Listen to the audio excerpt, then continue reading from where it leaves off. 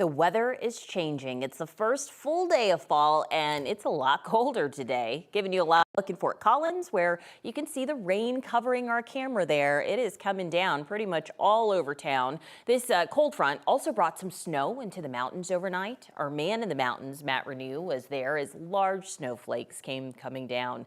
The ground was still warm, so the snow hasn't really stuck around, but it was coming down nonetheless. Joining me now is meteorologist Keely Chalmers with our 9 News Weather Impact team. Keely, you called a weather impact alert today because of all of this happening out there. It really is fall.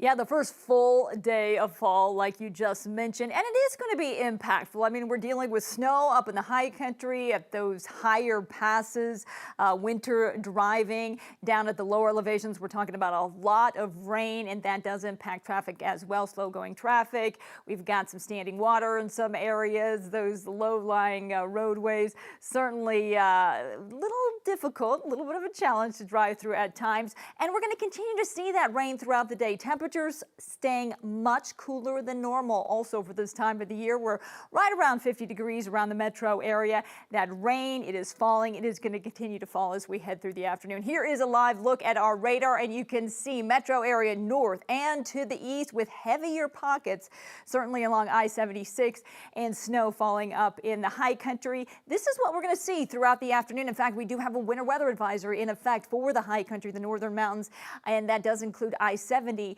where we'll see anywhere from 4 to 8 inches, possibly 10 inches of snow. That does go until 6 o'clock this evening. It's temperatures right now, again, mainly in the 50s across the plains. So what is the weather impact alert? Well, we talked about the mountain snow as well as the rain in the metro area. We are talking about likely over 1.5 inches in the metro area over 24 hours. First notable mountain snow of the season as well, and a big temperature drop as those highs top out in the low to mid 50s. After today, though, big changes in our forecast. We're talking about sunshine and a big warm up. More on that coming up in your complete forecast in just a bit. Keely, thank you. We are also following some developing news in Commerce City this morning. Semi-truck rolled over early this morning along 56th Avenue by the 270 overpass. Police tell us no other vehicles were involved in the crash, but the truck driver did sustain non-life-threatening injuries. Officials warn the area will be closed for some time. So now some new information about a now retired Aurora police detective. We now know he took home case records and was disciplined in 2020 for mishandling dozens of investigations. Some of those cases couldn't be tried as a result. Last month, Chief Todd Chamberlain acknowledged the retired detective had records from 90 cases stored in a crawl space in his home.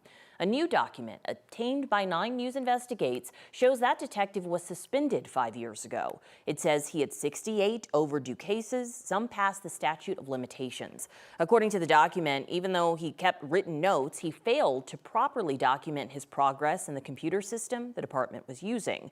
He's now under investigation himself for those records he kept. Regardless of the intentions, whether it was negligence, an oversight, an innocent mistake, or intentional, doesn't matter. When it comes to law enforcement, it's the mere appearance. The current investigation started when Aurora detectives took a new look at an unsolved murder from 1997. They couldn't find some of the materials in the case files, so they turned to the retired detective. He acknowledged he had those records along with others in his crawl space. This now retired detective has not been charged with a crime as of yet, and so that's why we're not naming him at this time. 2 women in Colorado are doing prison time for selling a $600,000 home that didn't belong to them. 9 News Investigates has been following the case against Charity Krantz and Amber Zamora since 2021. The 2 were arrested after Denver investigators say they broke into a home and stole the identity of that homeowner.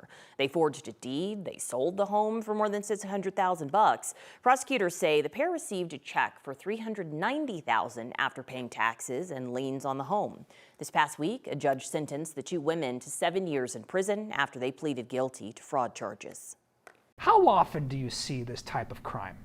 Not often. This is a rare crime, and it required a rare set of circumstances for the defendants to be able to take advantage of this situation. I've never seen anything with the unique set of facts in this case, but fraudulent deeds do get filed against people from time to time. A judge has also ordered restitution in the case. Investigators caught on to the fraud after a man who took an interest in the property raised concerns about the deed that seemed a little too suspicious.